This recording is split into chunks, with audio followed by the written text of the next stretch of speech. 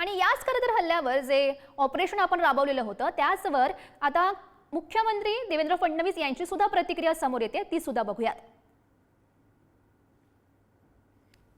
माननीय नरेंद्र मोदीजी यांचं सर्व मिळून मनपूर्वक अभिनंदन करूया.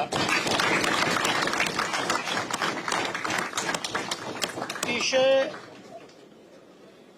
प्रिसिशन पद्धतीनं एअर स्ट्राईक करून दहशतवाद्यांचे 9 अड्डे पूर्णपणे ध्वस्त करण्यात आलेले आहेत.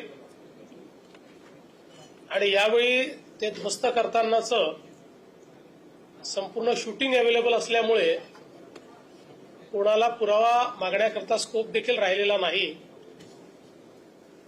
आणि मला असं वाटतं की सर्व भारतीयांकरता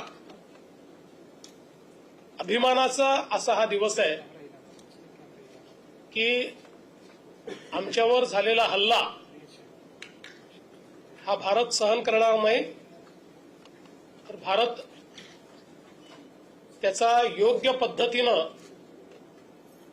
बदला घेईल, तो आपण आज घेतलेला आहे. आणि विशेषतः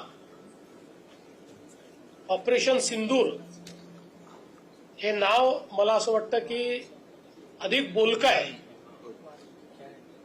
म्हणून पुन्हा एकदा आपण सगळे मिळून भारतीय सैन्य दलाचं आणि भारताच्या प्रधानमंत्र्यांचं या ठिकाणी अभिनंदन.